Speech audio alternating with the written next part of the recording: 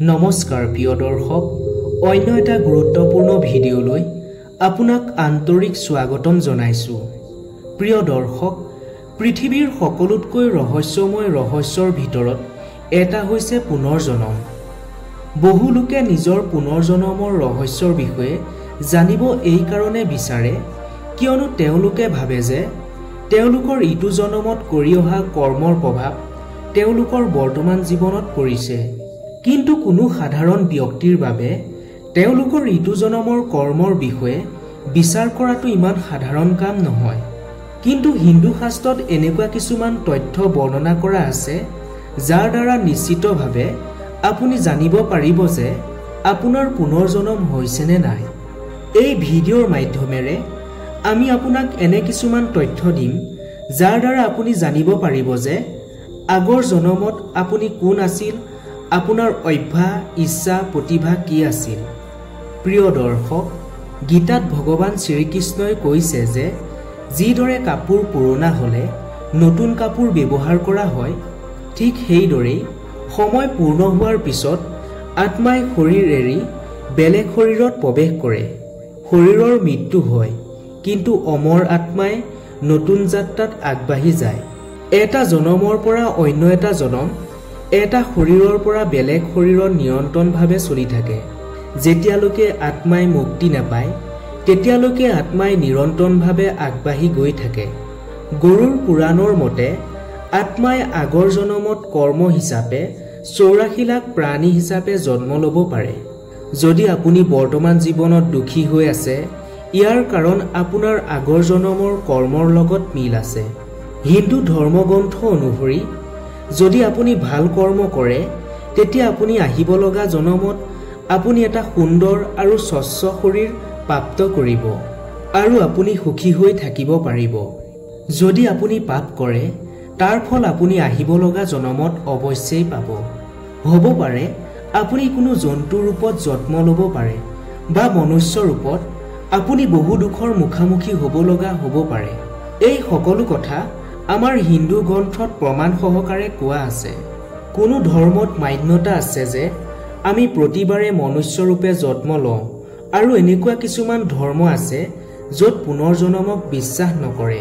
সেইবাবে এই ভিডিঅ'টোত আমি এনেকুৱা কিছুমান শৰীৰৰ চিহ্নৰ বিষয়ে ক'বলৈ আগবাঢ়িছোঁ যি হিন্দু ধৰ্মগ্ৰন্থত বৰ্ণিত আছে, যি বিজ্ঞানেও প্ৰমাণিত কৰিছে, যাৰ দ্বাৰা আপুনি পুনৰ্জনম হোৱাৰ বিষয়ে প্ৰমাণ পাব আৰু আপুনি প্ৰমাণ কৰিব পাৰিব আপোনাৰ পুনৰ্জনম হৈছে নে নাই। প্ৰিয় দৰ্শক, যদি আপুনি আমাৰ চেনেলটোত নতুনকৈ ভিজিট কৰিছে তেনেহ'লে আমাৰ চেনেলটো ছাবস্ক্ৰাইব কৰিবলৈ নাপাহৰিব।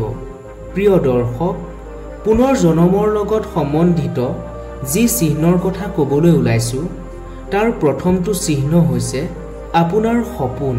সপোন বহুত বেছি মহত্বপূৰ্ণ। বেছিভাগ সপোন বৰ্তমান স্থিতি, ইচ্ছা আৰু কামনাৰ লগত মিল আছে। ইয়াৰ দ্বাৰা আপুনি কাৰোবাৰ মনৰ স্থিতি অনুমান কৰিব পাৰিব। আৰু ইমানেই নহয়, ইয়াৰ দ্বাৰা আপুনি পুনৰ্জনমৰ সংকেতো পাব পাৰে। আহক জানো, যেনেদৰে কেতিয়াবা কেতিয়াবা আপুনি সপোনত এনেকুৱা মানুহ, কোনো ঠাই আৰু কোনো বস্তু দেখা পায় যাৰ লগত আপোনাৰ বৰ্তমান সময়ত কোনো সম্বন্ধ নাই আৰু আপুনি লগ পোৱা নাই বা দেখা নাই। এয়া আপোনাৰ পুনৰ্জনমৰ সংকেত, কিয়নো এই বস্তুখিনি আপোনাৰ আগৰ জনমৰ লগত সম্বন্ধ আছে। সেইবোৰ আপোনাৰ অৱচেতন মনৰ মাধ্যমেৰে আহে। আপুনি কেতিয়াবা একেভাৱে মৃত্যু কেইবাবাৰো দেখিছে নেকি? বা একেটা সপোনকে বাৰে বাৰে দেখিছে নেকি? এই সকলো কথা আপোনাৰ পুনৰ্জনমৰ লগত সম্বন্ধ আছে। বাৰে বাৰে একেদৰে মৃত্যু হোৱা বা সপোন দেখা আপোনাৰ আগৰ জনমৰ মৃত্যু হোৱাৰ কাৰণ হ'ব পাৰে।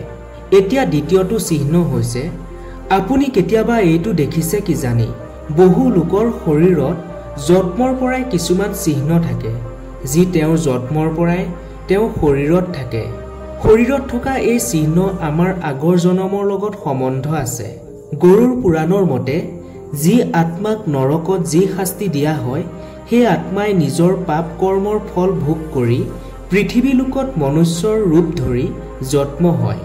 তেওঁলোকৰে কোনো ব্যক্তিৰ শৰীৰত এই চিহ্ন থাকি যায়। বিশ্বাস অনুসৰি কেতিয়াবা কেতিয়াবা ব্যক্তিৰ শৰীৰত এই চিহ্ন দেখি এইটো বিচাৰ কৰিব পাৰি যে আগৰ জনমত তেওঁ কি আছিল আৰু আহিব লগা জনমতো কোনো ব্যক্তিৰ শৰীৰত এই চিহ্ন থাকি যায় যি আগৰ জন্মত আছিল। আহক এতিয়া জানো পুনৰ্জন্মৰ তৃতীয়টো সংকেত। কেতিয়াবা আপুনি এনেকুৱা অনুভৱ কৰিছে নেকি যি ঘটনা আপোনাৰ লগত হৈ আছে সেয়া আগতেই হৈ গৈছিল, বা আপুনি যি স্থানত প্ৰথমবাৰ গৈছে আপুনি এনেকুৱা অনুভৱ কৰে যে আপুনি আগতেই সেই স্থানলৈ গৈছিল। যেতিয়া আমি কোনো ঘটনা হোৱাৰ পিছত এনেকুৱা অনুভৱ হয় যে এই ঘটনা আপোনাৰ জীৱনত আগতেই হৈ গৈছে, তেনেহলে এইটোক ডেজা ভু বুলি কোৱা হয়। ডেজা ভুক যদি আপুনি কেতিয়াবা অনুভৱ কৰিছে তেতিয়া আপুনি জানিব যে এইটো কিমান আচৰিতজনক। মানুহে ভাবে যে ডেজা ভুত আমি পিছৰ জনমৰ বাস্তৱিকতাৰ সন্মুখীন এই জীৱনৰ ভাৱনাৰ দ্বাৰা কৰোঁ, আৰু আমি এই জনমত আমাৰ পিছৰ জনমৰ ঘটনাৰ অনুমান হৈ যায়। চতুৰ্থটো সংকেত হৈছে আপোনাৰ প্ৰতিভা।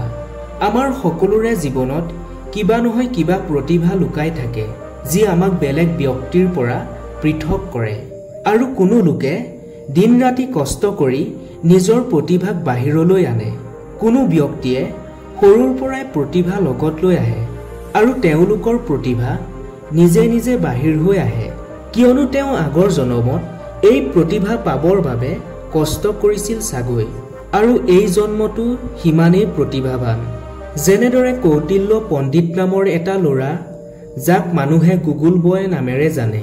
সেই সৰু ল'ৰাটোৱে কেইবাটাও নিউজ চেনেলত নিজৰ ইণ্টাৰভিউত প্ৰমাণ কৰি দেখুৱাইছিল এই ধৰণৰ ঘটনা পুনৰ্জন্ম হোৱাৰ প্ৰমাণ দিয়ে।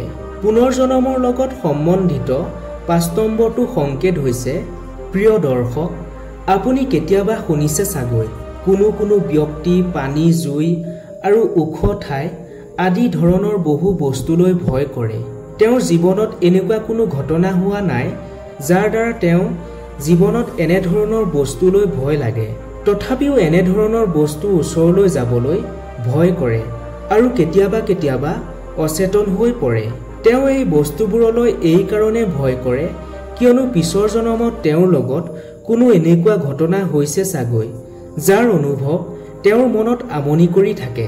প্ৰিয় দৰ্শক, আশা কৰোঁ এই ভিডিঅ'ৰ দ্বাৰা আপুনি যি তথ্য পালে যাৰ দ্বাৰা আপোনাৰ পুনৰ্জন্মৰ লগত সম্বন্ধিত বহু প্ৰশ্নৰ উত্তৰ পালে নিশ্চয়। যদি আপোনাৰ জীৱনত এনেকুৱা লক্ষণ দেখা দিয়ে আৰু আপুনি ভাবে যে এয়া আপোনাৰ আগৰ জন্মৰ লগত সম্বন্ধিত আছে, তেতিয়াহ'লে আমাক কমেণ্ট কৰি জনাব। যদি ভিডিঅ'টো চাই ভাল পালে তেনেহ'লে ভিডিঅ'টো শ্বেয়াৰ কৰিবলৈ একেবাৰে নাপাহৰিব আৰু আমাৰ চেনেলটো ছাবস্ক্ৰাইব কৰিবলৈ নাপাহৰিব। ধন্যবাদ।